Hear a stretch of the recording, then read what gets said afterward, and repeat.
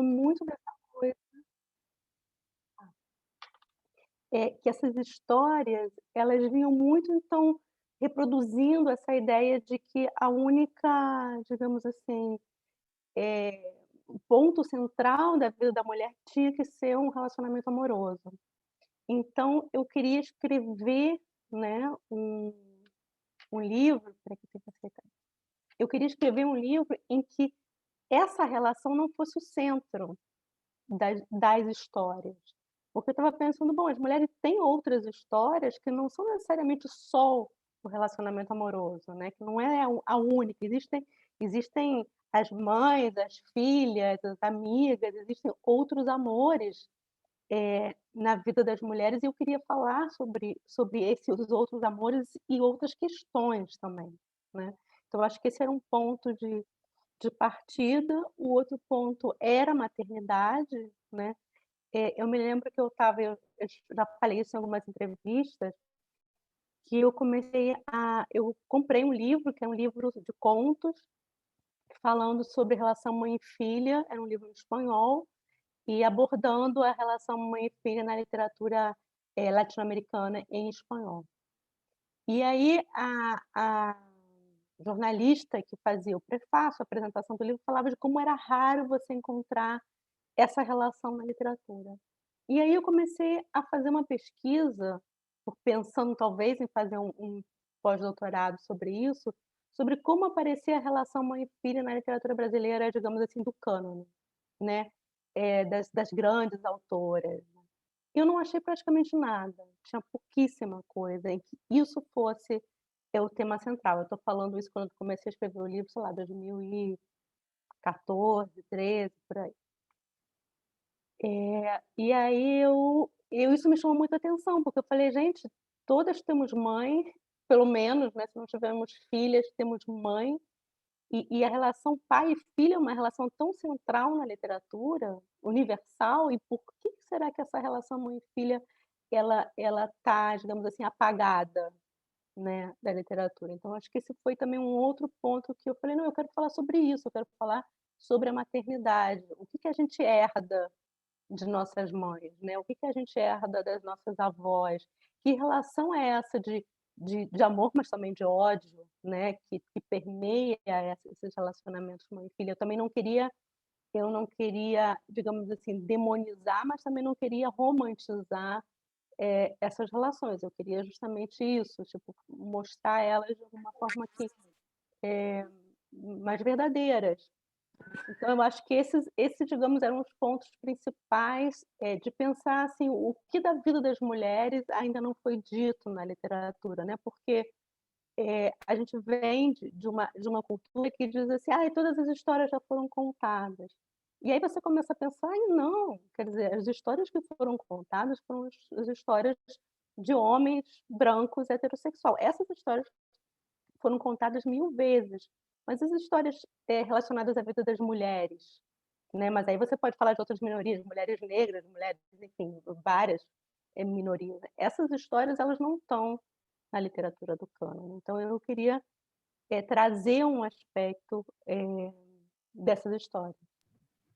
E no livro mesmo, né, cada mãe é de uma forma completamente diferente, né. Você tem uma relação mais fraterna da avó com a neta, até mesmo a mãe da Mai, que é a mãe adotiva, você vê que é mais protetora, assim.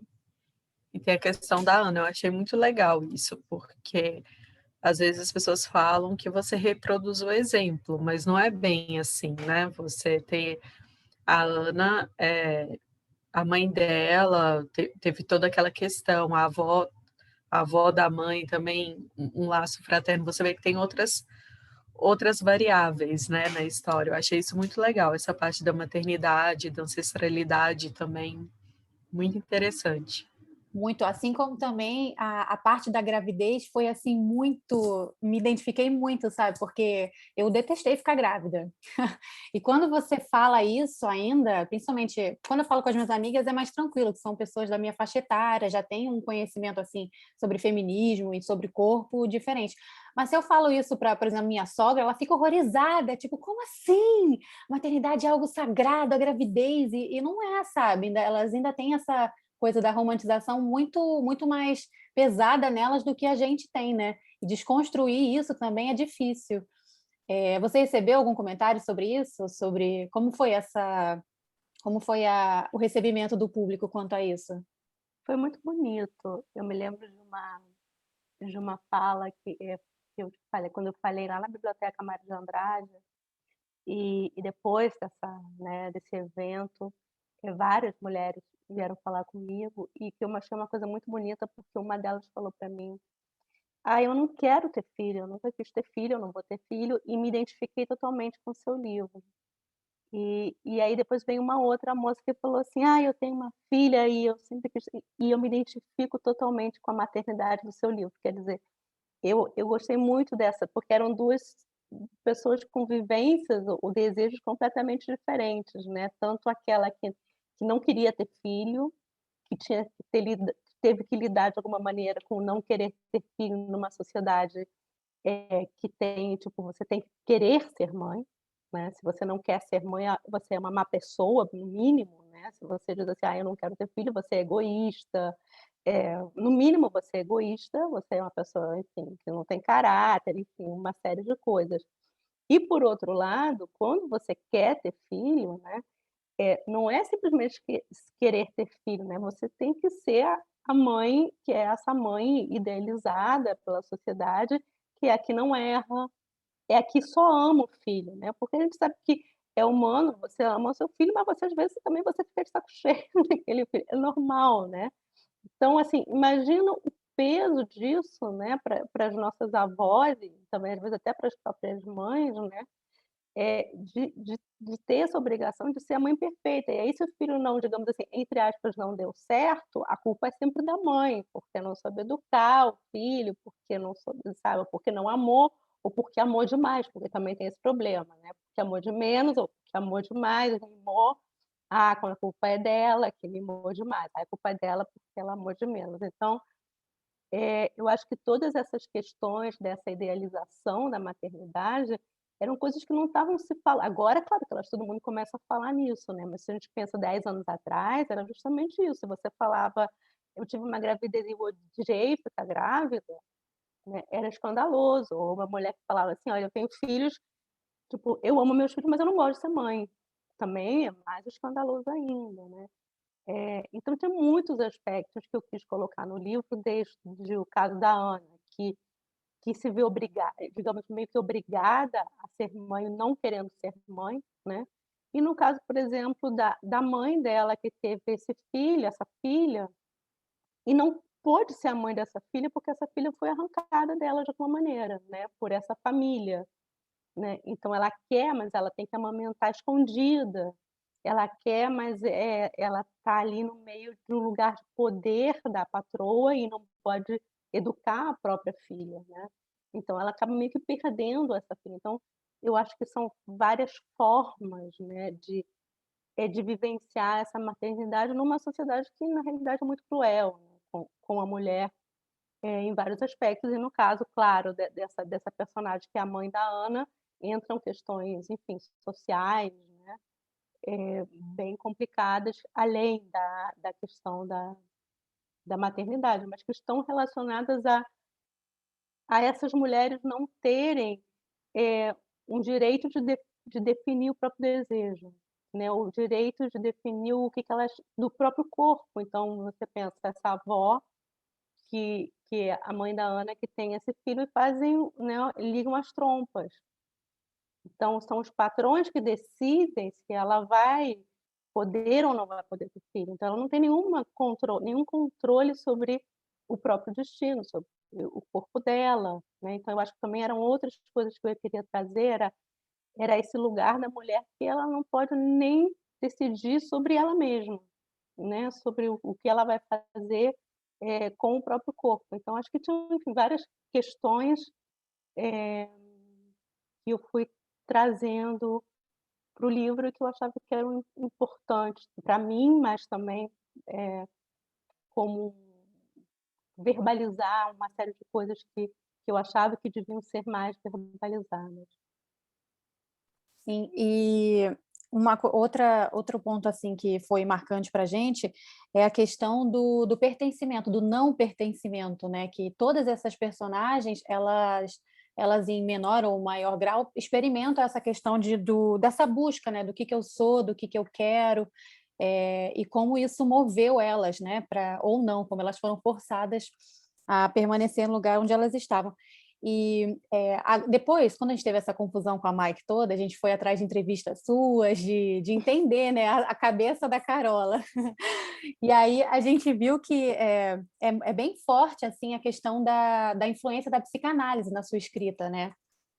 Eu estou até inclusive aqui com Toda Terça para ler, e também já vi que tem essa questão de Lacan, etcétera. E como é que foi esse processo, assim, de você começar a pegar como foi para você estruturar essa história no livro? Eh, bom, a psicanálise ela não aparece de uma forma direta no livro, né, na realidade eu passei por um processo de análise de muitos anos, que foi muito importante para mim, eu sempre falo assim, eu acho que eu não acho que a psicanálise é uma coisa que tipo, vai servir para todo mundo como uma espécie de pílula, né, mas para mim funcionou, foi muito bom, e eu acho que me transformou o meu processo criativo, transformou talvez o meu olhar, para o mundo, para as dores do mundo, enfim, pra minha própria dor. Então eu acho que a psicanálise passa quase como digamos assim, um olhar, é mais um olhar para as coisas do que uma teoria, tipo, não trabalho em nada com nenhum tipo de teoria no livro.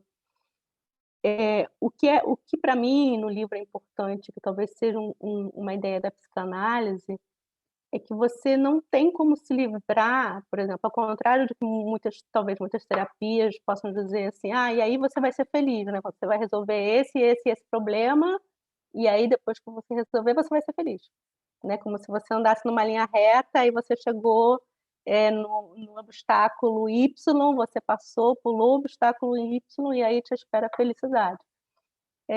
Pra psicanálise não tem isso, quer dizer, pra psicanálise não existe esse obstáculo Y que você vai saltar e aí você vai ser feliz, na realidade você vai aprender a ser, digamos assim, menos desgraçada, eu acho que esse é o ponto, a sofrer menos, né. Eh, porque talvez, esse sofrimento Freud tem uma frase que é muito boa, que ele fala assim que o objetivo da análise é transformar a miséria neurótica, quer dizer, o grande sofrimento, num sofrimento banal.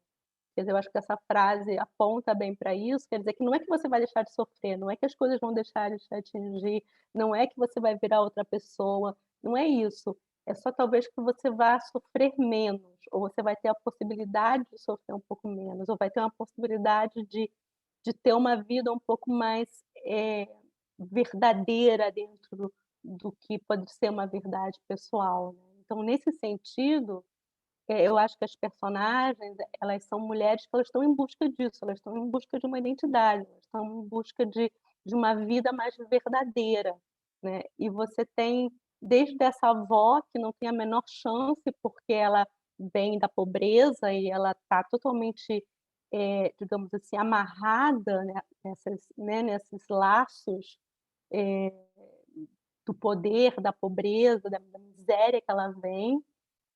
Você tem a Ana que tenta, mas meio que não consegue direito, e você tem a Mike, que para mim é a personagem que realmente consegue nessa linha de mulheres, que realmente consegue fazer o que eu chamaria de uma travessia, né. Então ela atravessa essa história, de heranças familiares, e ela vai, então ela começa a história, ela não sabe nem quem ela não sabe que ela é adotada, né, ela não sabe nem o que ela deseja, ela descobre e se apaixona por uma colega de faculdade, ela nem sabia disso, né. Então ela é a personagem que não sabe nada, né, sobre ela mesma, sobre a sua origem, mas eu gosto muito dela porque ela é a personagem que consegue ela vai em busca desse algo que ela também não sabe o que é, né, ela vai para o Brasil, ela não sabe por que ela está indo para o Brasil, ela não sabe nem o que ela está buscando no Brasil, né, mas de alguma maneira nessa busca, ela consegue fazer essa travessia, que é uma travessia por uma vida mais autêntica, mais verdadeira, né, não necessariamente uma vida feliz, mas uma vida em que aquilo que você realmente deseja, primeiro que você saiba, né, possa saber qual é o seu desejo, que às vezes a gente vive uma vida inteira e nem sabe o que a gente realmente deseja, né, e ela sabendo que ela possa buscar isso. Então eu acho que era uma ideia, assim, eu gosto dessa personagem porque ela é uma personagem, muito de um olhar otimista, né, que apesar de tudo, talvez para algumas pessoas, se elas não estiverem na miséria completa, talvez elas tenham essa chance de fazer esse tipo de caminho, esse tipo de travessia. Sim, E o e interessante, pode falar. e o interessante é que a Mike é a única que não fica grávida, né, na história toda, É, ela não se torna mãe. Então, eu acho que nessa questão dela se encontrar, ela também acabou rompendo esse ciclo, né, de ancestralidade dela, de uma forma dela estar se encontrando, porque as outras não puderam se identificar, escolher as opções, e ela tá mais livre para seguir esse caminho também. eu acho que sim, com certeza, mas bom, no caso da construção da Mike, ela não teria filhos porque, enfim, porque ela é lésbica, né, mas digamos que ela não fosse, digamos que ela quisesse ter filhos com uma mulher, né, eu acho que ela seria um outro tipo de mãe. Quer dizer que eu acho que o fato dela ter feito essa travessia, sim, no livro tem a ver com ela não engravidar, mas eu acho que mesmo que ela engravidasse, né, e ela fosse mãe, ela já seria uma outra mãe, por Sim. ter, eh, feito um outro tipo de caminho. Então eu acho que a gente não precisa, o que para mim era importante no livro, que era um olhar, assim, a gente não precisa carregar as heranças sempre. Uhum. Né, a herança não é necessariamente, não precisa, ela pode ser, mas ela não precisa ser uma maldição. Era meio isso, que eu queria dizer. Então eu acho que ela, mesmo que ela engravidasse, ela fez já essa travessia, a maternidade dela já seria uma maternidade menos dolorosa, uma maternidade talvez mais verdadeira. Agora, obviamente não seria uma maternidade perfeita, porque essa maternidade perfeita não existe. Sim. E é muito interessante, a gente acompanhar a Mike, porque traz muita coisa para refletir, porque é bem comum essa coisa da pessoa que vive assim, vive por viver, sabe? Tá ali seguindo os que os pais querem, tá ali numa realidade que ela sente no fundo que não pertence àquilo ali, né? A questão do não pertencimento é muito forte e é interessante ver como você desenvolveu cada uma delas. Como foi para você? Você morando, porque você nasceu no Chile, veio para o Brasil, depois estudou na Alemanha. Essa questão do não pertencimento foi uma coisa que partiu de você? Você sentiu isso e quis botar na sua literatura? Como foi? Sim, eu acho que, bom, o livro sou eu de muitas formas, né, eu acho que esses personagens me atravessam de alguma maneira. Então quando eu escrevo, eu pego, os sentimentos são meus, eles têm que ser, eu acho que quando você escreve, se você não tira de você, o livro não funciona. Então você tem que, de alguma maneira, tirar da sua própria vivência, né, dos seus próprios medos, das suas próprias angústias.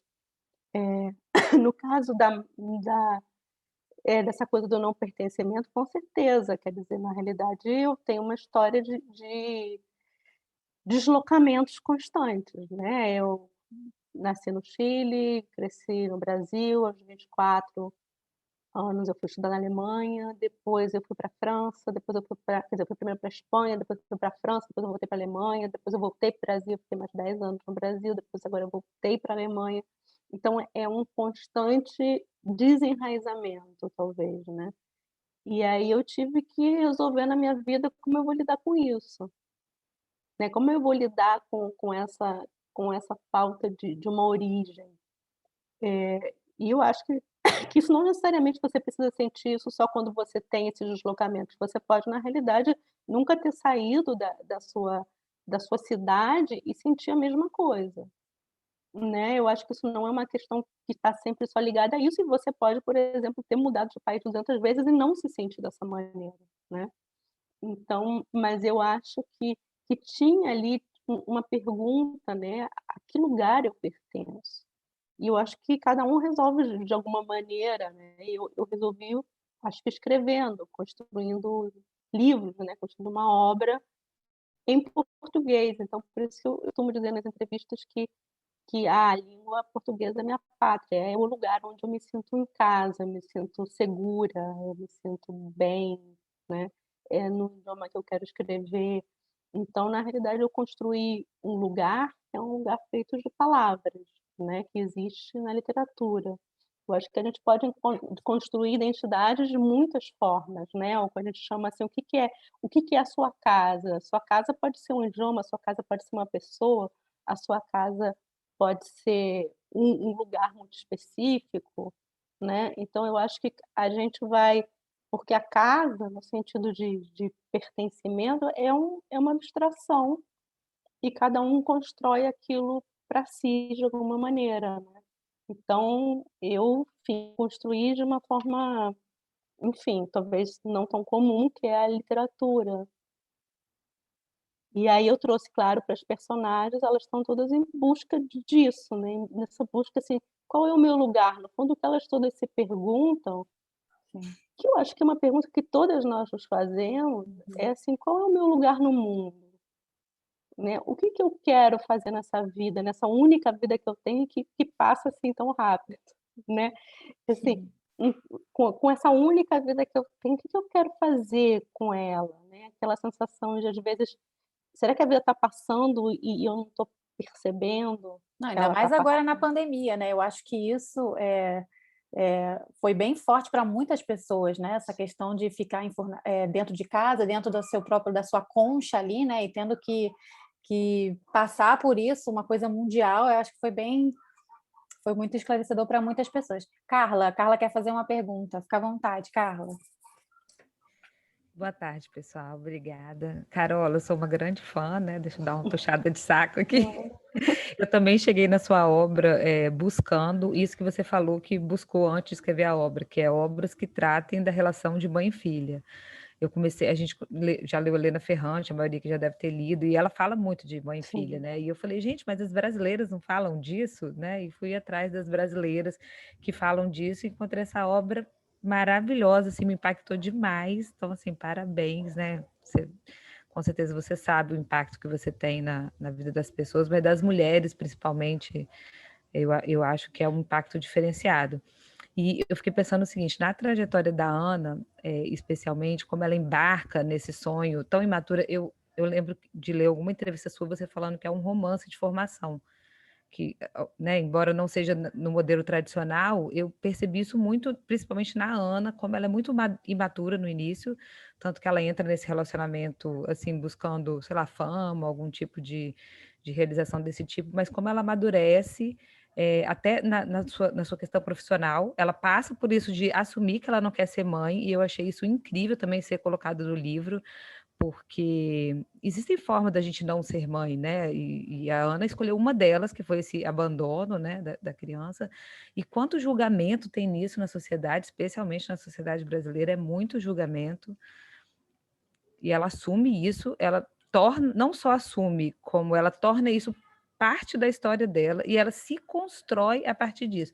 E quando eu li a parte que é o monólogo dela no teatro, eu chorei de soluçar, eu tive que parar, fiquei uma semana sem conseguir voltar, porque eu achei de uma transformação tão grande da personagem, assim, como que ela conseguiu transformar uma coisa muito dolorida, com certeza, numa arte, né? Assim, na arte dela, e ela se fez a partir disso, assim. Eu fiquei pensando que esse livro não é só sobre maternidade embora seja muito sobre maternidade, mas é sobre essa formação da mulher mesmo, esse assumir os próprios desejos. Tem isso nas 3 personagens, né? A Ana assume o desejo de não ser mãe, a Mai que assume um desejo por mulheres e um desejo também de ir atrás dos instintos dela, que eu acho lindo, assim, ela tem uma coisa com português, ela fala, eu vou, e vai sem nem saber por quê. Isso também é muito difícil nós, mulheres, fazermos, né, na nossa vida, ir atrás dos nossos desejos, ir atrás dos nossos instintos. E por último, a avó, mesmo a avó, que é tão embotada, né? Tipo, ela teve por tanto tempo o seu desejo trespassado, eu achei o fato dela virar louca, e aqui colocar entre aspas esse louca, né? Mas ela. Isso é uma liberdade, né? Isso é um escape. Durante muitos anos foi uma liberdade para muitas mulheres se enquadrar como louca, como histérica, porque aí você então não tem que mais cumprir aqueles papéis que lhes são colocados, e a avó assume, então, eu sou louca, e ela sai louca pela rua atrás da filha dela, e também nesse momento ela dá voz ao desejo dela. Então, na verdade, eu não tenho pergunta, era só um elogio mesmo. E como que essa obra me impactou muito por conta disso, e me inspirou também a ir atrás dos meus desejos, né, de assumir, mesmo que às vezes não sejam condizentes com o que se espera. E tem uma frase que, eu não estou com o livro aqui, mas é uma frase que eu li, que a Ana fala no monólogo dela, e ela fala assim, tem uma hora que a gente sofre uma violência tão grande que parece estranho o mundo continuar. Eu achei essa frase, porque é exatamente isso que a gente sente quando a gente tem qualquer tipo de sofrimento ou sofre qualquer tipo de violência, né? E é muito difícil mesmo entender que o mundo continua. E aí você depois tem que fazer algo a respeito. Essa frase me impactou bastante e ressoou em mim por muito tempo. A pergunta que eu teria era assim, o que acontece depois com elas? Eu fiquei morrendo de saudade dessas personagens. Eu queria saber como foi Não, a vida delas, sabe? eu quero um Tipo, spin-off da vida da Ana, que isso, né? aconteceu a partir do É momento que ela deixou isso. aquela criança até o casamento, pelo amor de Deus. E Mike depois conhece a mãe, assim, né? Se realiza e depois ela volta. Eu queria saber isso, o que aconteceu depois. Tá, bom, primeiro, obrigada, assim, pelo que você está me dando de retorno. Eu fico muito feliz e também muito emocionada, porque, enfim, eu acho que isso é o bonito da escrita, né? Quando o livro chega em alguém e você sente, como escritora, que aquilo faz sentido, né? Não só para você. Então, te agradeço muito, fico muito contente, muito emocionada. Eu acho que, por exemplo, essa coisa do romance de formação, né? O romance de formação, ele é um gênero tipicamente masculino, né? O romance de formação, ele é um gênero que ele surge na Alemanha, aliás, né? No século XIX, mas ele vai ter assim, ele vai ser muito usado no início do século XX. E ele é sempre é, o rapaz que se torna homem, né? É sempre assim. E eu queria, e aí eu tinha pensado, mas não tem um romance de formação de gênero que não existe para falar o que é se tornar uma mulher adulta, né? Que passagens as mulheres têm que fazer para se tornarem isso, uma mulher adulta, vamos falar assim. Então eu acho que ele é um romance de formação nesse sentido, que todas as personagens elas estão aprendendo alguma coisa, e eu acho que todas elas têm, e você falou da avó também, todas elas têm uma coisa que para mim é muito importante, que elas têm um ato de coragem. Cada uma, digamos assim, da sua forma, elas têm, é isso, é um ato de coragem que a gente tem às vezes na vida, assim, né? Que quem olha de fora fala, uau, então essa avó justamente que ela não só enlouquece, mas ela foge, né? Dessa casa de repouso onde a filha colocou ela. Ela foge, sai andando pela rua, né? Esse é o ato. Eu acho que ela tem vários atos de coragem, mas esse é, digamos assim, simbolicamente, né? Quando ela sai, porque na realidade ela é alguém que passou do poder da mãe, né, para o poder dos patrões e depois para o poder da filha. Então, quando ela faz esse movimento de contra aquilo que ela deveria fazer e sai andando pela rua atrás da filha, é um momento em que ela vai contra aquilo que era a história dela de sempre ter alguém que ia decidir por ela, né? Então, quando ela toma essa decisão, é um momento transformador dela, né. No caso da Mike, é isso, é quando ela decide que ela vai para o Brasil, ela vai para o Rio de Janeiro, ela não sabe, ela não sabe nem o que ela está buscando, né, ela não tem a menor ideia. Mas aí eu acho que tem uma coisa, assim, que para mim é muito importante, é pensar o que que é esse saber do inconsciente. E aí, claro que vai entrar a minha experiência na psicanálise, né, porque o que que é o inconsciente? O inconsciente há um saber, né, inconsciente que a sociedade coloca como algo ridículo. Muita gente as pessoas chamam de intuição. Ah, é uma coisa feminina, é uma coisa boba, é uma coisa naífe, ingênua. Eu queria trazer e resgatar outros saberes que fogem a esse saber racional, esse saber da razão que a gente conhece e que tudo bem, sabe, tem ciência, em parte é muito importante que essa razão exista, agora, não é a única forma de saber. Então, por exemplo, no caso da Mike, ela ela ela ouviu o português da mãe quando ela era um bebê, antes da mãe abandonar. Então quando ela ouve de novo, algo no inconsciente dela está ali, está gravado, né. Essa língua que a gente ouve da mãe são os primeiros sons que a gente ouve.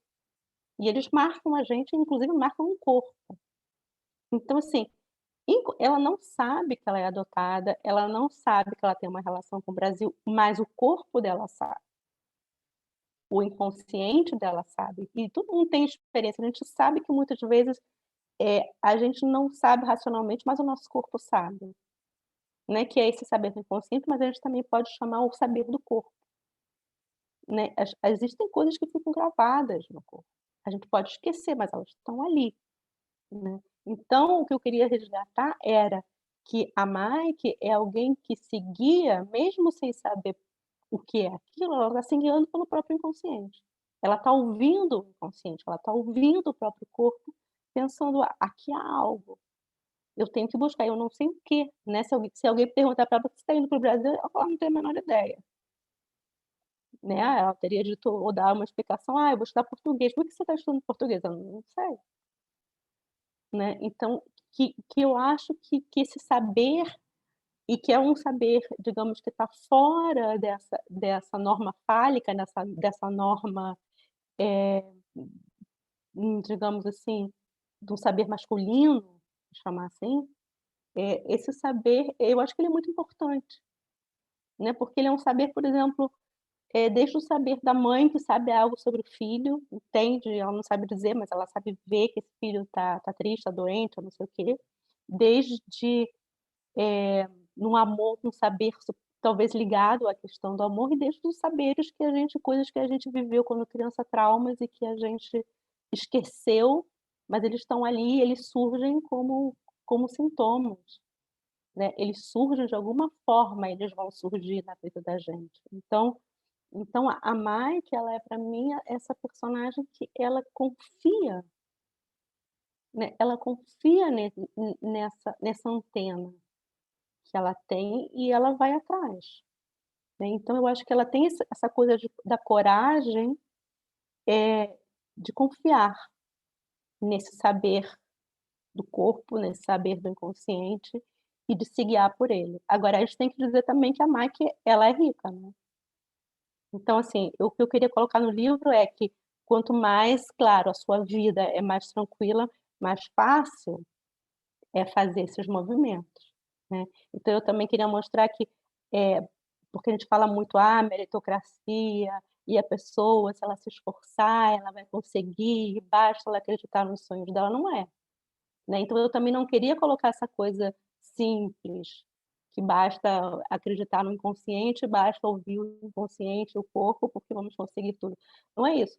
Claro que dentro né, no livro, a personagem quanto mais, digamos assim, frágil socialmente ela for, menos chance ela tem de fazer um movimento, né. E a Mike, claro, ela vem dessa família rica, né, ela é dotada por uma família rica, E claro que para ela era mais fácil, ela está numa universidade, ela pode ir para o Brasil, ela pode, enfim, ela tem uma série de liberdades, né, que o lugar social dela dá a ela, né. Então acho que também isso era uma outra coisa que eu queria colocar. E no caso da Ana, eu acho que a travessia da Ana a gente não vê, né, esse momento no caso da Ana, mas eu acho que que esse momento a gente não precisa ler.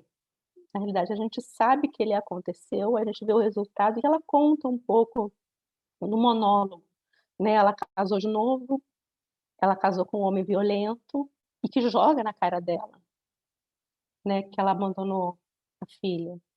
Então, eu acho que a partir do momento que a gente sabe que ela abandona esse homem, ela foge, né, a gente imagina que ela se separe e consiga se livrar dessa relação abusiva, ela faz algum caminho que a gente pode se imaginar muito doloroso, né, que eu imagino que para ela chegar no monólogo e falar publicamente que ela abandonou uma criança,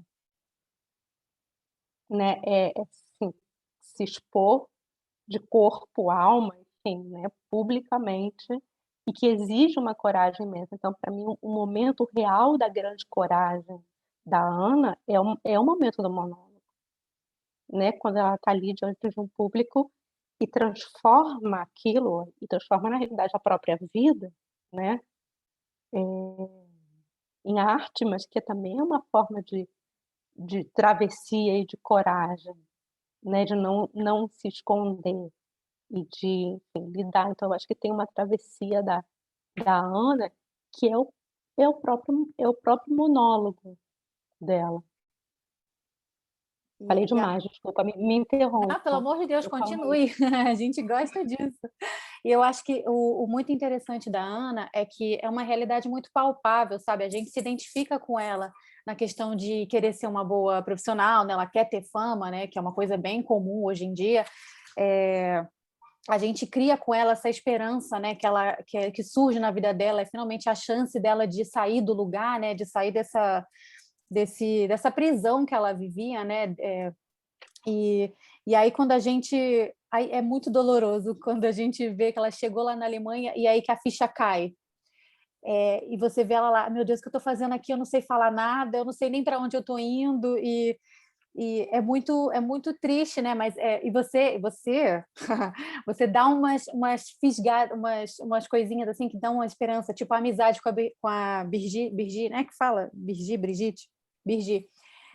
E aquilo a gente, nossa, finalmente ela vai ter alguém na vida, meu Deus, que mulher sozinha, não tinha ninguém, não sabe, aquela família opressora, eu tenho certeza que se hoje tivesse algum protesto a favor do Bolsonaro, com certeza ela e a dona Clotilde e o marido com certeza estariam lá, porque é uma família de bem, né, cidadãos de bem, Com certeza. estariam lá. E a Ana também, essa questão do Reiner também na vida dela, né? Como ele surgiu e ela sempre sabendo que ela poderia ter mais, mas aquilo foi a única coisa que apareceu para ela, né? E alguém quer fazer uma pergunta sobre a Ana? Comentar alguma coisa? Oiê, boa tarde. Oi, Ingrid. Mas eu queria falar, fazer um comentário com relação a essa questão da meritocracia que a Carola falou sobre a Mike.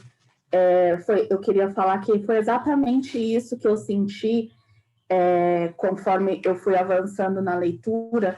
Eu tive esse entendimento de que a Mike, dentre as gerações de mães, foi a primeira que teve em si a oportunidade de ter essa independência, de buscar esse sentimento, essa intuição, esse sexto sentido, seja lá como a gente coloca, porque as prioridades das avós, da mãe e tudo mais eram outras. A prioridade da avó dela era comer, era alimentar os filhos, a da mãe dela era trabalhar, era dar comida para Ana, um teto e tudo mais. Então, a Mike, ela teve, de uma certa forma, não, de um termo geral, realmente um privilégio de poder ir buscar, porque é bem isso que a Carol falou. A gente, enquanto mulher, a gente tem esse sentimento em diversas situações da vida da gente, essa pulguinha atrás da orelha, essa questão de de querer largar tudo e vender miçanga na praia, tipo, uma coisa que vai de encontro ao que é o padrão estabelecido pela sociedade, né? Porque a gente tem que ser muito certinha. A mulher normalmente é o arrimo, é a âncora que segura. Normalmente o homem é o mais sonhador, o que vai buscar, enquanto a mulher fica ali centrando. Então, tipo, eu senti muito, assim, eu fiquei feliz por, apesar de tudo, e não só apesar, mas por conta de todo o esforço que as mães e as avós fizeram, ela teve essa oportunidade de ir buscar essa intuição, porque é bem isso que a Carol falou, a herança ela não precisa ser uma maldição, né? Então, realmente, teve muitas coisas que aconteceram que poderiam afetar de forma negativa, mas no final ela acabou tornando isso uma questão positiva por poder ter essa oportunidade. Então, eu achei muito bacana, essa foi a parte que eu mais gostei, e agora, quando a Carola falou, eu senti essa necessidade de fazer esse comentário justamente por causa disso, porque nem sempre a gente tem esse privilégio de ir atrás dessas coisas que a gente sente, que a gente pensa.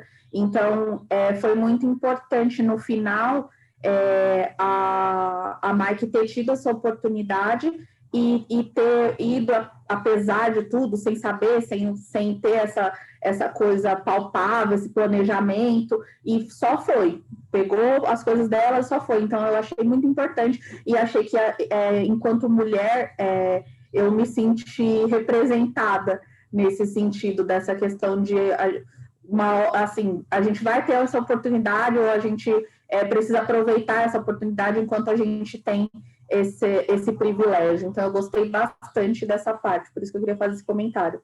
Amei a leitura. Que bom, muito obrigada.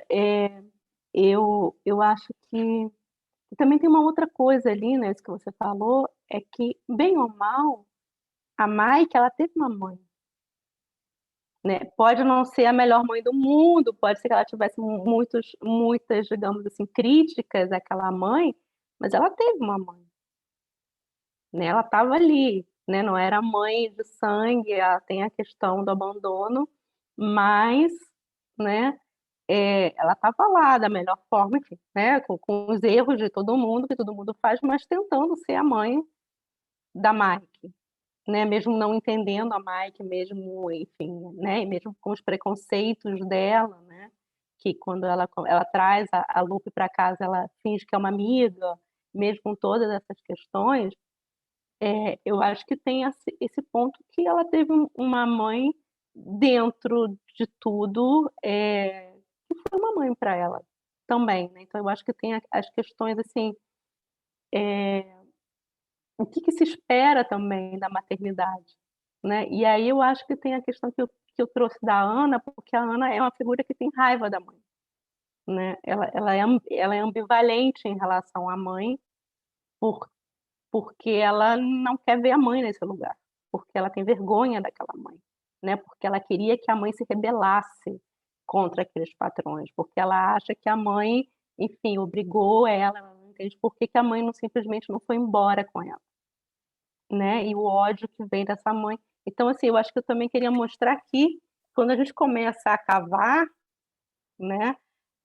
A gente entende todo mundo, né? Pelo menos eu, que escrevi o livro, eu entendo a raiva da Ana, mas também entendo totalmente essa mãe da Ana que não tinha, o que ela ia fazer? Ela ia sair com uma criança no Rio de Janeiro sozinha, né?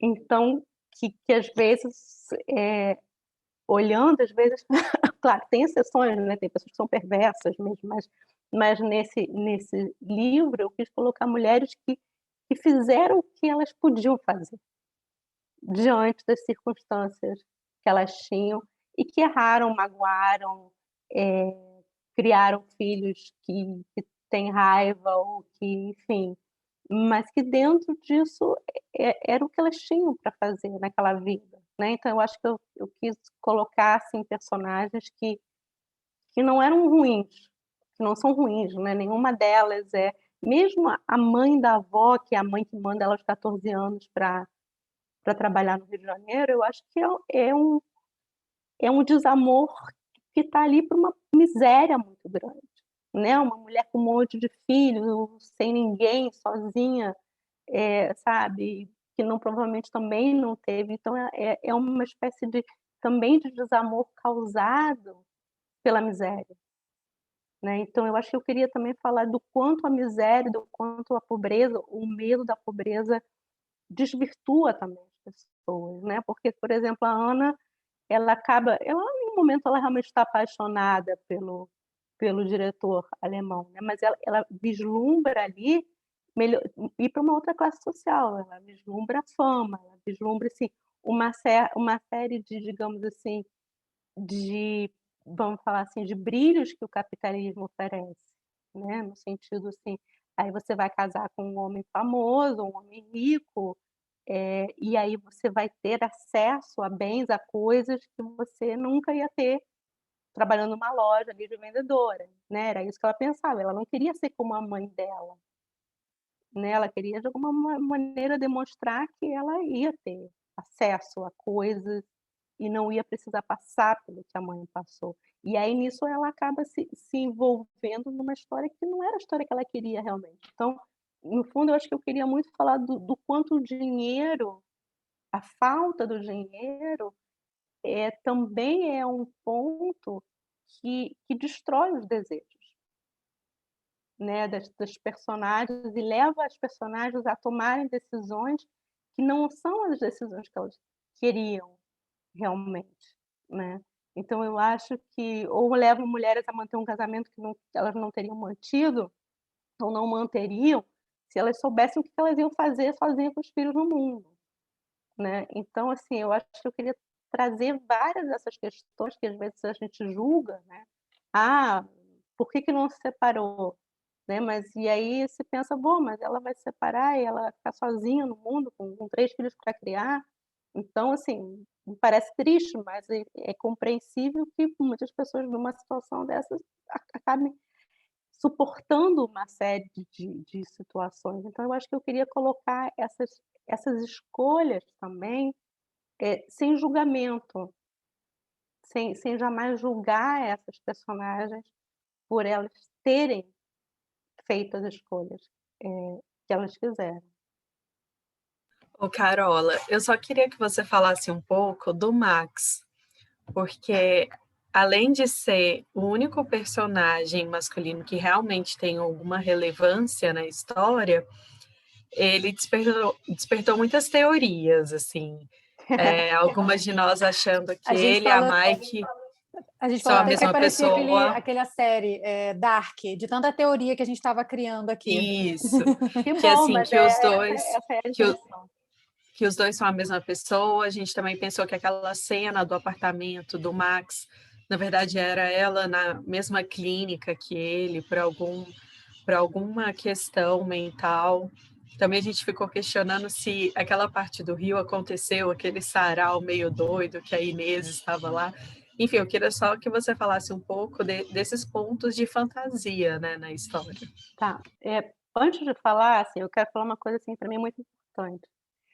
Eu não acho que eu saiba toda a verdade sobre o livro, né. Eu costumo dizer assim: "Eu não sei o livro é quem me sabe". Então, assim, quando eu escrevi o livro, eu quis trabalhar, num lugar muito próximo do meu inconsciente. Então, assim, eu não arquitetei as coisas enquanto eu estava escrevendo. Eu tenho hoje, mas elas vieram depois, tá? Eu tenho hoje algumas interpretações, mas eu não acho que elas sejam a única interpretação, não acho que seja a melhor interpretação. Então, assim, eu vou dar a minha interpretação, mas eu já ouvi outras interpretações que eu acho super pertinentes, e eu acho que o livro ele se abre justamente para isso, né. Ele tem um aspecto, e que eu acho que para mim era muito importante, é que às vezes as pessoas falam assim: "Ai, mas eu não consegui entender tudo". Eu falei: "É isso mesmo". Eu queria trabalhar com o livro que ele mantivesse um espaço de mistério. Quer dizer, que ele não se mostrasse totalmente de uma maneira racional, porque eu não estou trabalhando com as questões do racional, pelo contrário, né, eu quis trazer para o livro a questão da intuição, a questão do místico, né, a questão desses outros saberes, desse saber do corpo, da ancestralidade, etc, etc. Então, eu quis colocar também no livro algo desse mistério. Também era importante que tivesse ali algo que não se resolve. Então, quando as pessoas falam: "Ai, mas não entendi tudo", é isso, não é para entender, é para sentir.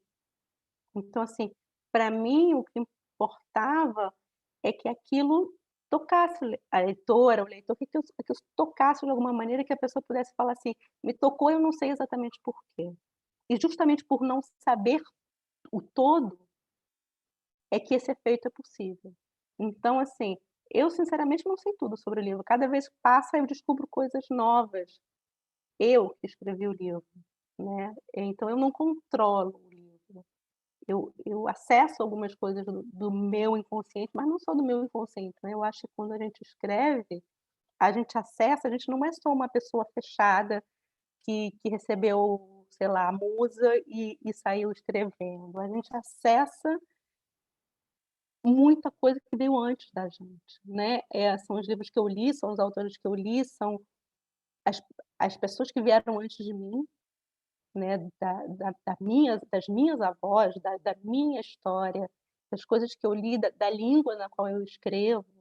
Então, assim, quando eu escrevo, há todo uma série de vozes que se escrevem ali também, né. Então, eu acho que, o escritor é parte desse processo, mas ele não está, o processo não está tudo nele, né, ele é parte daquilo, mas ele não é dono daquilo, e não é o único que escreve ali. Então acho que esse é um ponto.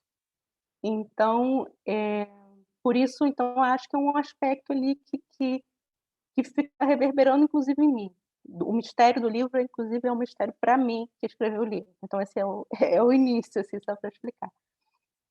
Eu acho, tá, eu suspeito, em relação a Max, eu não achava isso quando eu escrevi eu não achava nada, tá. Eu só escrevi. E hoje eu acho que o Max, ele é a voz do inconsciente da Mai, que está ligado a um masculino, né, quer dizer, ele é a voz que sabe que ela é adotada, né, então ele representa esse inconsciente que está dizendo coisas para ela, né, é esse inconsciente que diz que ela tem que ir para o Brasil, né, e também é esse inconsciente que dá uma facada nas costas dela, né, quer dizer, como às vezes o inconsciente te marca, te te te trai, faz você fazer coisas que você não queria fazer, ou sabe. Então, ele funciona tanto que parte da travessia da Mike no final, porque quando o que acontece, na última cena quer dizer, na penúltima cena da Mike, ela está no CCBB, para quem é do Rio de Janeiro conhece, ela está no CCBB, no mesmo tempo que ela está sentada ali conversando com aquela que é a a avó dela, né, quer dizer, na realidade nem enfim, é uma mistura, porque ali se juntam tanto a avó quanto essa outra figura que é a bisavó, quer dizer, é a avó da avó, que é esse fantasma, elas se juntam numa entidade só, e a mãe está fazendo, a Ana, né, está fazendo monólogo ali. Então, na verdade elas se encontram ali, só que elas não sabem que elas são elas, né. E aí essa avó dá para ela uma substância que a gente pode imaginar que é uma substância alucinógena, que ela mastiga, enfim, e da partir dali há um salto no tempo.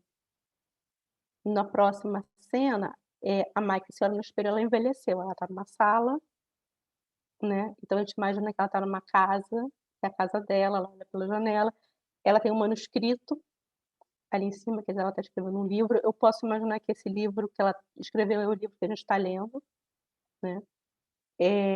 E ela, quando ela se olha no espelho, ela está usando, eh, aquele roupão que o Max estava usando e fumando a piteira que o Max fumava. Para mim aquilo significa que é como se ela tivesse integrado em si quem ela é e o inconsciente, como se ela tivesse conseguido o acesso a ela mesma, né. Ali ela sabe quem ela é. A gente nunca sabe tudo quem a gente é, né, mas ela tem um acesso, então é como se essas 2 instâncias dela que estavam separadas, ela nada sabia sobre o inconsciente, quando ela começa, né, a história dela, nesse final ela sabe, e ela se olha no espelho e ele e ela são uma pessoa só. Então essa é a minha, digamos assim, é a minha interpretação, pra quem é o Max.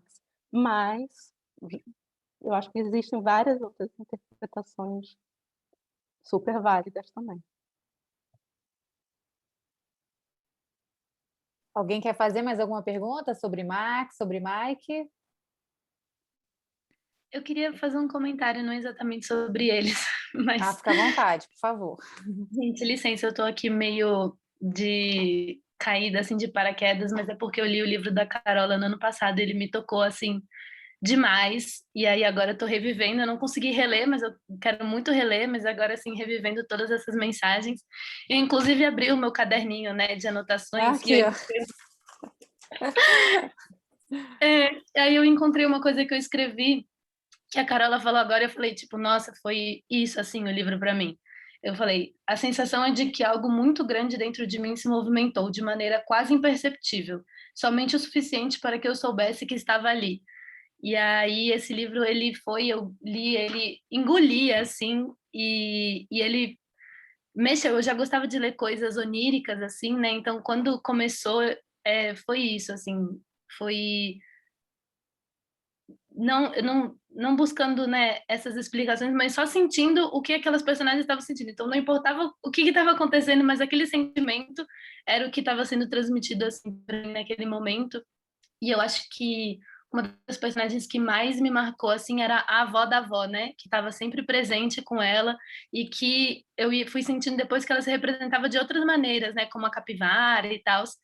E agora você citou essa parte do CCBB, que quando as duas estão ali a um passo da Ana, e elas não encontram a Ana, elas se encontram.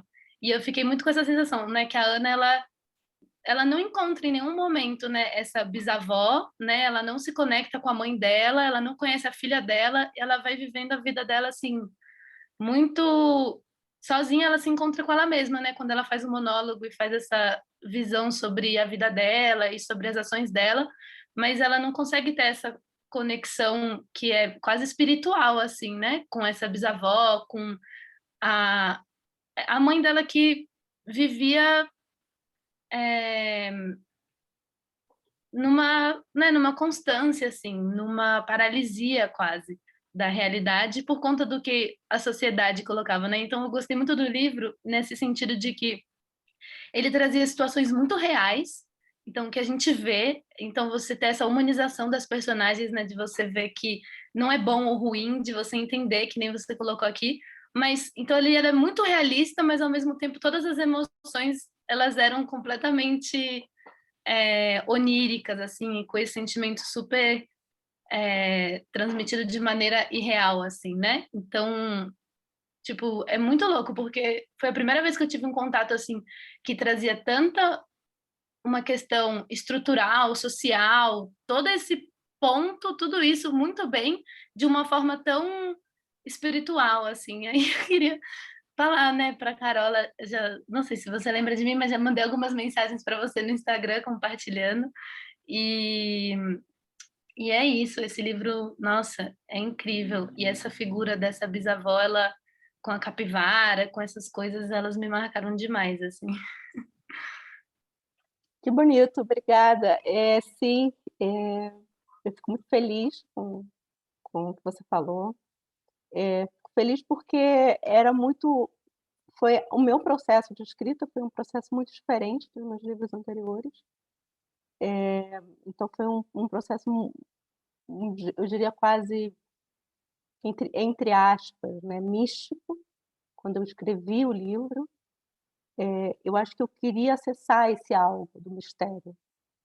E para acessar esse algo do mistério, eu precisava sair do registro do realismo, né. Tanto que, quando eu publiquei esse livro, trazer elementos fantásticos para a literatura era algo que não se fazia na literatura contemporânea, né, e todo mundo fala: "Ai, o que a Carola fez?", não sei o quê.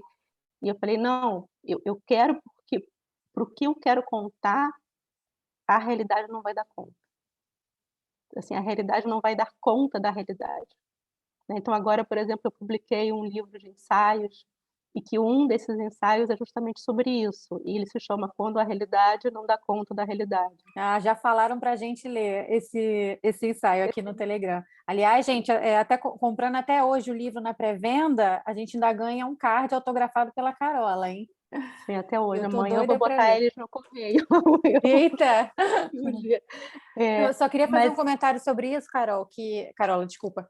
É que é muito interessante a gente ver que essa coisa da literatura fantástica, de ter esses elementos fantásticos, é muito comum na América Latina, né? Mas justamente, exatamente, aqui no Brasil não é, né? A gente não não. vê assim isso muito presente nas obras, né, tanto de clássicos quanto agora na contemporaneidade. Então, eu acho que causa um estranhamento, mas é um estranhamento bom, porque você está lendo uma história ali toda pesada da Ana ali abandonando, de repente, ué, a capivara está falando? Como assim? Então, traz um choque, mas é um choque bom, sabe? É porque eu acho que assim, o livro, na realidade, a mim não me importa se as coisas aconteceram ou não aconteceram. Às vezes a pessoa fala: "Ai, mas será que aconteceu?", por exemplo, toda aquela cena do carnaval, né, da mãe. Aconteceu ou não aconteceu? Aquilo não importa, porque na realidade, assim, se tem uma coisa que eu fui entendendo no decorrer da vida, é que as marcas do inconsciente, né, que são as marcas mais fortes, elas não estão ligadas necessariamente só à realidade. Existem coisas que aconteceram nos sonhos, na fantasia, nos medos, etc, etc, etc, que elas são marcas tão fortes quanto a realidade. Então, ou dando um exemplo muito mais simples, né, eu me lembro da minha infância, e eu lia muito, eu me lembro que tem cenas de livros que eu li, que eles me marcam profundamente. Me marcaram profundamente e muito mais profundamente do que coisas que eu vivi. Então, outro dia eu fui reler para minha filha, eu tenho uma filha de 7 anos, e eu fui ler para minha filha A Bolsa Amarela. E aí é horrível, porque eu chorava, né, e aí a minha filha me olhava assim, tipo: "Ah, mãe, pelo amor de Deus, né". Por que que eu chorava? Porque eu entendia que aquele livro, ele me marcou de uma forma tão profunda na vida, de um olhar para a vida, que eu fiquei pensando: "Talvez esse livro tenha, e esse e alguns outros, tenham me salvado". Eu acho que existem várias coisas que salvam a gente na vida, sabe. Às vezes é um livro, é uma pessoa, é uma frase, às vezes, sei lá, é a frase que a avó falou, ou é uma paisagem. Existem acontecimentos que te salvam, que você diz assim: "Você podia ter ido por outro caminho, você podia nunca ter entendido aquilo", e de repente aquilo te fez entender, e te fez atravessar alguma coisa. Então, quando eu estava relendo esse livro para minha filha, eu chorava, porque eu entendia justamente que algumas coisas daquele livro, algumas frases, tinham tinham mudado a minha vida, né, tinham mudado a minha forma, assim, muito pequena, né, criança, de olhar para o mundo. Então, por exemplo, quando eu escrevendo esse livro de ensaios agora, eu estava justamente pensando, quando eu comecei a escrever o livro, para que serve a literatura? Quer dizer, o que pode a literatura num mundo em que tudo parece eh, mais importante que a literatura, né? A pandemia, enfim, a gente vive uma mudança climática sem retorno, a gente vive, enfim, o mundo no qual a minha filha vai viver é um mundo muito duro. Então eu pensava assim, e eu estou aqui escrevendo livros, que importância pode ter, isso que eu faço há anos, diante de um mundo em que tudo parece mais importante. Então esse livro de ensaios foi olhar para a literatura e olhar para a força de transformação que a literatura tem e de pensar outros mundos, de pensar, eu acho que a literatura permite que a gente pense coisas que a gente ainda não sabe que a gente sabe. porque a literatura permite que a gente acesse o nosso inconsciente de uma maneira que a gente normalmente não acessaria com tanta facilidade, se a gente estiver aberta para isso, né. Então eu acho que é um pouco isso, que de olhar, e eu fiz, enfim, o livro, assim, de livros de ensaios é uma declaração de amor, né, para a literatura, porque por essas experiências. E aí eu penso, naquele momento, na infância, aos, sei lá, 9, 10 anos, eu li esse livro e esse livro me salvou. Algo ali me atravessou e eu carrego pela vida, né. Então, eu acho que é isso, a gente tende a achar que não serve para nada, às vezes os próprios autores falam: "Ah, a literatura não serve para nada", e eu fico, assim, horrorizada quando eu ouço alguém dizer que não serve para nada, porque serve para viver, enfim. Enfim, né? Fica até difícil falar depois da sua fala. Amanda, você está com a mão. Amanda e Jéssica querem fazer algum comentário, perguntar alguma coisa? Fique à vontade. Amanda? Pode ir, Ana. Oi, obrigada, Jéssica. Então, quando você comenta sobre o misticismo, tem uma coisa assim meio do quadro, né, que ela ganha da Lupe, que vai meio que mudando, e a gente vai percebendo que também ela vai amadurecendo, se encontrando, né? Então começam detalhes aparecendo no quadro que ela não tinha reparado. Achei bem interessante isso também. Essa coisa do quadro é porque, assim, por isso que eu falo que o livro é otimista, né, porque na minha cabeça elas ficaram juntas, elas, enfim, elas estão ali juntas, e aquele quadro representa de alguma forma as mudanças dela, mas também da própria relação entre elas, né. Ela leva o quadro, então eu acho que tem a ver com uma certa um olhar do amor, né. Porque a Mike, ela não está pronta, né, ela conhece a Lupe, mas ela não está pronta para estar com ela. Ela precisa resolver outras coisas, mas ela leva o quadro, né. Então eu acho que tem a ver com essas relações de amor que nem sempre elas se encaixam no que a gente, espera de como tem que ser o amor, né. Eu acho que a gente aprende, sei lá, na própria literatura, na novela, nos filmes, de como a gente deve amar. E eu acho que eu queria mostrar também nessa relação da Mike e da Lupe, que o fato enfim, dessa relação não funcionar como a gente está acostumada, em que então as pessoas ficam juntas e aí elas são felizes para sempre, elas têm muitos, né, a Mike tem outras coisas que ela tem que resolver, que naquele momento são importantes, mas ela leva esse quadro, ela conhece outras mulheres, mas ela leva esse quadro. Então, e o quadro estar no final representa para mim justamente essa relação que teve outros caminhos, né, mas que, enfim, na minha cabeça, eu estou falando, a minha interpretação, elas ficaram juntas. Oi, boa tarde, Carol. Muito obrigada. Boa Bom, tarde. agradecer a Carol, que através dessa obra que eu consegui a vaga, né, no mestrado. Estou estudando ele, para mim é muito importante.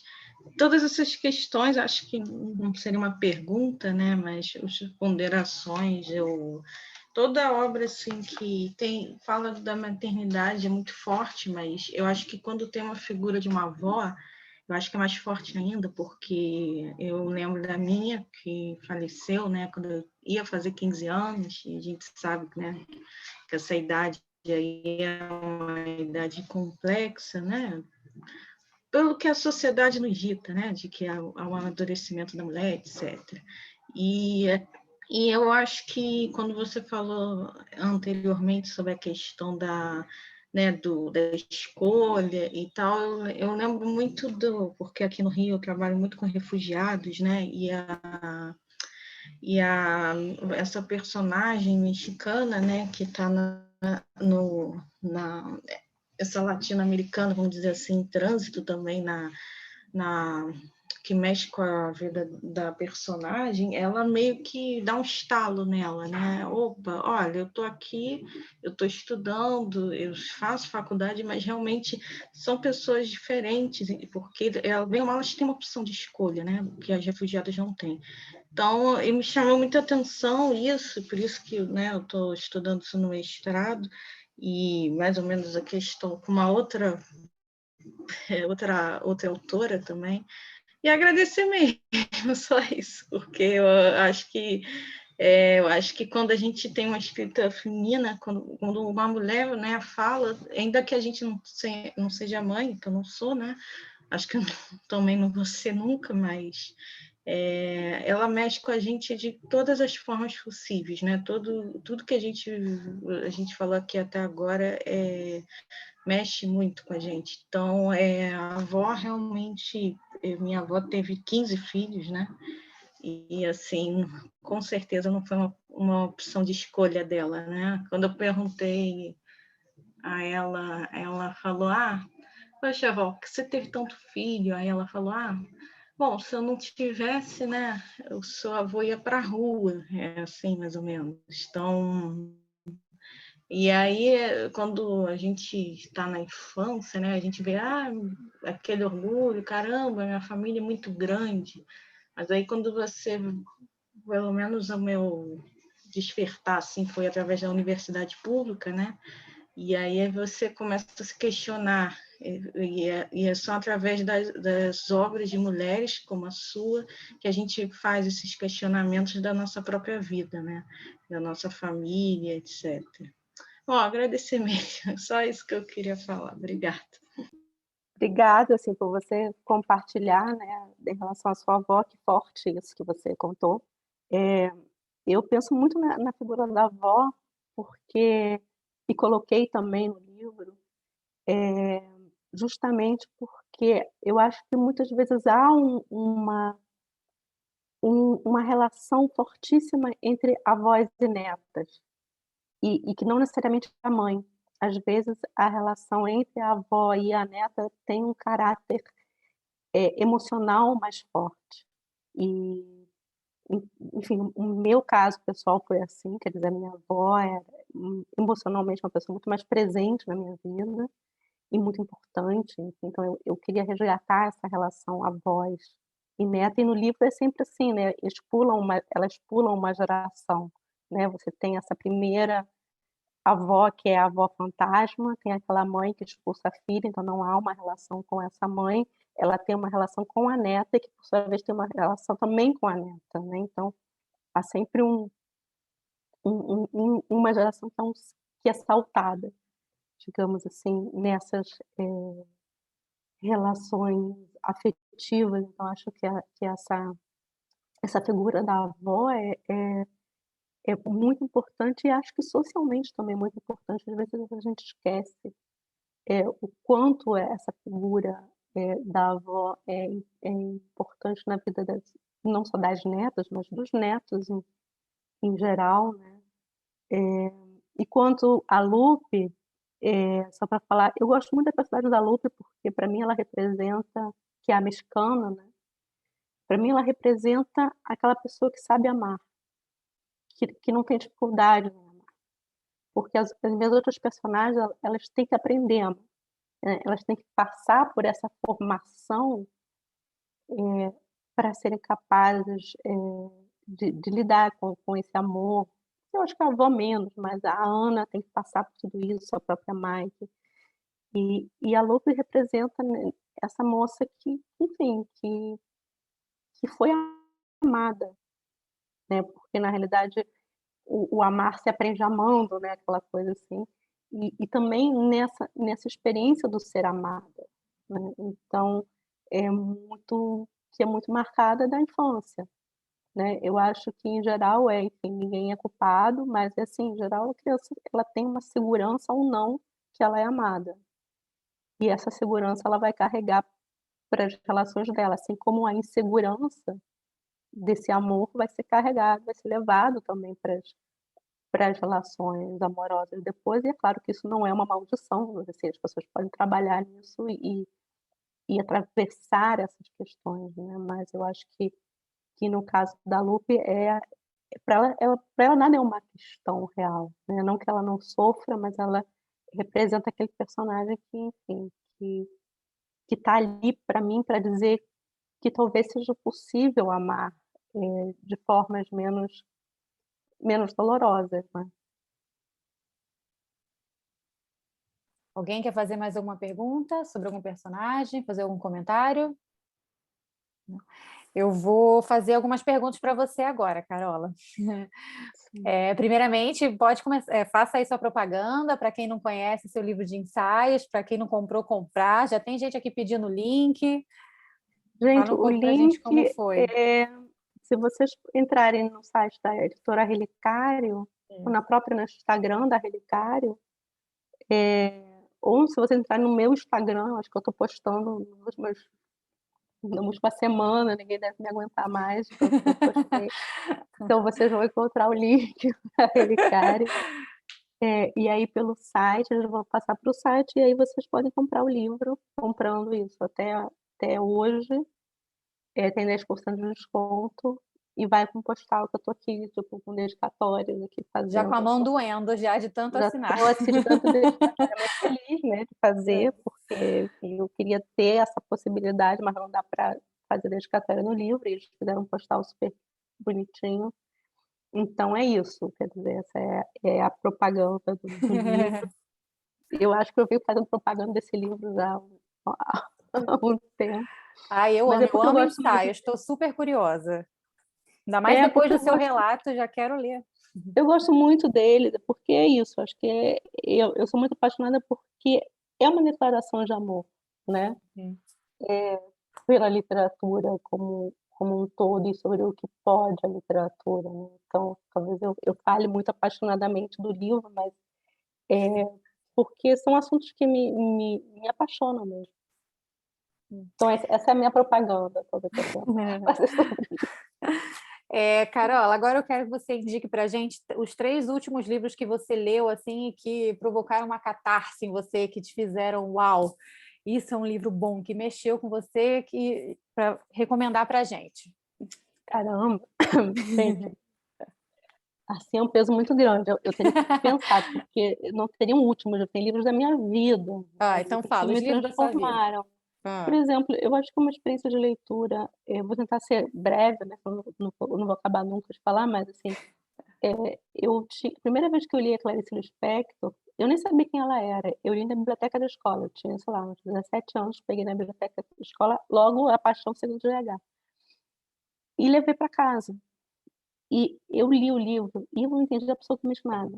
Não entendi nada. Assim, aos 17 anos, eu não entendi nada, nada. E eu fiquei tão impressionada que eu não entendi nada. Ao mesmo tempo, aquele livro foi, assim, muito importante, porque era uma experiência de leitura que era uma experiência. Eu não sabia, se alguém falasse assim: "Você gostou do livro?" Eu falei: "Eu amei o livro." O livro sobre o quê? Eu não tenho a menor ideia. Eu Eu não sabia falar nada sobre o livro. Se eu precisasse fazer uma prova sobre o livro, eu ia tirar 0, não sei, nada. Mas é um dos livros da minha vida, né, então que me acompanha e que eu reli várias vezes na minha vida. Então, que foi um livro transformador, talvez nesse âmbito do místico, né, nesse âmbito daquilo que a gente não explica, mas que te atravessa e te transforma e você carrega pela vida. Então esse livro da Clarice, com certeza foi uma vivência dessas. Tem um outro livro, assim, que para mim também foi uma leitura mais recente, sei lá, deve ter uns 10 anos que eu li esse livro, que é um livro da Hilda Hilst, que se chama Com Meus Olhos de Cão. E esse livro tem o final mais lindo para mim da literatura, assim, mais triste, mais lindo, mais melancólico, mais, assim, é o final dessa linda também. Então, assim, talvez são livros que não são livros muito fáceis, mas eu gosto justamente porque há algo ali que me escapa. Então eu acho que talvez eu tenho escrito dessa forma porque eu buscava uma experiência ou trazer para o meu livro uma experiência que me marcou como leitora, né, pensando nisso. Então esse foi, assim, um livro para mim, muito transformador. Agora, por exemplo, eu tenho livros que foram importantes e eu não gosto hoje em dia do livro, mas foram muito importantes. Por exemplo, O Jogo da Amarelinha, do Cortázar, né. Um livro hoje eu acho muito machista, enfim, vejo mil problemas nele, mas quando eu li, eu vinha eu eu vinha de leitura de uma literatura mais tradicional, e quando eu li esse livro, para mim foi assim, tipo uma espécie de eureka. Você pode contar uma história que não seja uma história linear, né, com começo, meio e fim. Eu posso porque o Jogo da Amarelinha é assim, tipo, você pode ele fala assim no início, ele fala assim: "Você pode ler do capítulo 1 ao capítulo 68, ou então você pode ler", aí ele tem os capítulos prescindíveis, e aí incluindo os capítulos, e aí quando você faz a segunda leitura e inclui esses outros capítulos, ele transforma completamente a história, né. Então, assim, foi uma experiência de leitura que me marcou muito, e eu acho que eu devo essa experiência à minha própria escrita, né. Que é uma escrita que espera do leitor, eh, que o leitor seja uma espécie de coautor, né, então não é uma escrita que entrega um livro pronto e que você vai enfim, acho que tem uma coisa, assim, de que você também participe daquele processo de uma forma ativa. Então, por exemplo, num outro sentido, agora eu posso, por exemplo, indicar livros recentes, por exemplo, o livro da Aline Bey, o novo dela é lindíssimo, né, esse Pequena Coreografia do Adeus é um livro belíssimo, ela é uma ótima escritora. Enfim, posso continuar falando de vários, livros, indicando livros, mas para falar, assim, cada um tem um lugar, assim, diferente, né, na vida, né. E olha, é uma pergunta assim que a gente sempre faz para todos os autores aqui relacionados à adaptação do livro. Digamos que com Armas Sonolentas vire um filme ou uma série. Você já cogitou alguns atores? Quem você visualizou assim na sua cabeça para ser os personagens? Olha, eu não quero saber. Se isso acontecer, eu não quero ter nada a ver com isso, eu não quero visualizar nada, esse tipo de coisa acho que eu não quero nem ver. Não, eu quero ver sim, mas eu não gostaria de me meter em absolutamente nada, porque eu acho que uma adaptação é uma outra obra, né, e ela não vai ser o livro, ela vai ser outra coisa, É né, verdade. e eu acho que qualquer expectativa que eu tenha, vou me frustrar, vou ficar lá, então eu não quero não, nada. E me diz uma coisa, você tem algum livro aí publicado na Alemanha? Traduzido, algum livro seu aí? Esse livro não, eu tenho 2 livros traduzidos, o Paisagem com Dromedário e o Flores Azuis, estão traduzidos para o alemão. Ah, o Flores Azuis que está difícil de achar no mercado. Ele está complexo. Oi? Bom, é isso. Ele está difícil de achar no mercado. Acho que não tem mais tiragem nova dele, né? Eu acho que a companhia não fez algo assim. Eu sei que eu não consegui achar ele para Tá comprar. travando, né? Oi, voltei? Tá travando. Voltei? Agora eu tô ouvindo, eu não ouvi a última frase. Voltei? Não, só estava falando disso, que também o Flores Azuis está difícil de achar aqui no Brasil, né? Que ele não teve mais reimpressão, né? Flores Azuis, ele teve agora uma reimpressão, ele teve agora esse ano. Acabou de ser fizeram uma reimpressão agora. Ah, é? Mas ele Ah, não sabia. ficou 2 anos. Ele ficou Pois 2 é. anos fora de catálogo e agora voltou. O Paisagem com Dromedário voltou ano passado. Então eles estão aí. Agora estão todos. Ah, então tá bom. Alguém mais quer comentar alguma coisa, gente? Podemos encerrar? Eu só queria fazer uma última pergunta, assim. Claro. Depois do livro, eu fiquei vendo todas as entrevistas, né? E aí, Carola, você falou bastante sobre a questão da Lydia Clark. Aí eu queria saber a influência dela, assim, para além da fita de Moebius, o que traz. Hum. Ah, obrigada. Você adora essa pergunta, é uma pergunta que eu respondo. Eu sempre respondo todas com muita alegria, né? Mas essa é porque é muito rara. E eu amo, na verdade, eu tenho um interesse muito grande na Emilia Clarke, no trabalho dela, principalmente no trabalho do final da vida dela. Porque no final da vida dela, ela vai saindo, quer dizer, ela já vinha num caminho do o que é o trabalho da Emilia Clarke, para quem não conhece, é um trabalho, são um tipo de instalações que ela faz, não só instalações, vamos pensar nas instalações, ela tem uma instalação que teve aqui na Alemanha, me lembro na época da feira de Frankfurt, que era assim, era como se você entrasse por um útero, né? Você entrava tipo uma espécie de vagina, entrava para esse útero, e você, quer dizer, você saía por uma espécie de vagina, mas você estava nesse útero, passava por várias etapas, e era uma experiência de nascimento. E é uma experiência sensorial, tá? Não é uma experiência, se eu contando assim não faz muito sentido, mas porque a ideia dela era que você tivesse uma experiência sensorial, uma experiência do inconsciente, uma experiência do corpo. E a Emilia Clarke, ela foi no final da vida cada vez mais trabalhando com uma espécie de, não, vamos falar assim, não é arte-terapia, porque a arte-terapia tem uma conotação bem ruim, que não tem nada a ver, mas como uma espécie de vivência artística, vivência da arte, que é uma arte que vai te tocar fisicamente, de uma forma do inconsciente, que vai te fazer viver algo transformador. Tanto que no final ela juntava grupos de pessoas na casa dela e fazia, enfim, era uma espécie de, sei lá, de sabás, assim, porque era uma espécie de encontros quase indo para o terapêutico, não tinha mais a obra, tinha a vivência da arte. Então, isso é uma coisa que me interessa muitíssimo, quer dizer, cada vez mais é a arte que toca a pessoa, não de uma forma racional. Então, eu acho que essa ideia, para mim, a Emilia Clarke foi e é muito importante, porque ela tem esse movimento que ela faz no final da vida, que eu acho interessantíssimo, é isso. Que talvez eu busque uma escrita que toque o inconsciente, que toque o corpo, que chegue de uma forma, isso, não racional. Então, acho que esse é a conexão.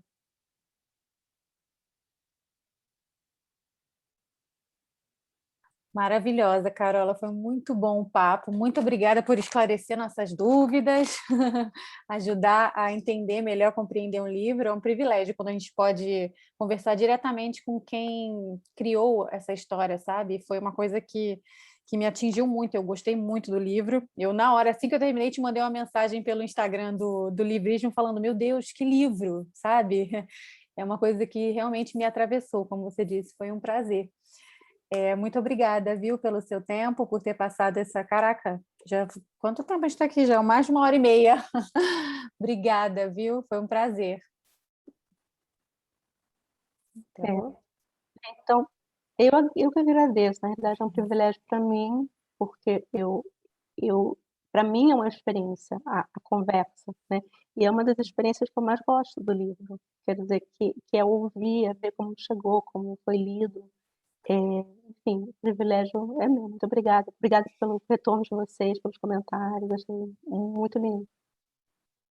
Vamos tirar um print, gente, para a gente postar? Pode ser?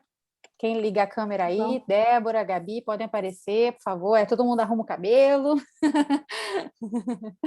E a Cecília ali com a Thay. E cabelo. Linda você, Luísa. Amei a participação de todo mundo, gente. Vamos lá, vou tirar um print, hein? X. De novo, mais uma. 2, 3 e... X. É isso, gente. Muito obrigada, Carola. Obrigada a todas que participaram hoje. E vamos para a próxima leitura. Vamos seguir lendo Mulheres Maravilhosas. Gente, Obrigada. Beijo. Bom restinho de boa noite aí para você, Carola. bom resto do domingo. Obrigada. Tchau, tchau. Tchau. Foi um prazer. Obrigada.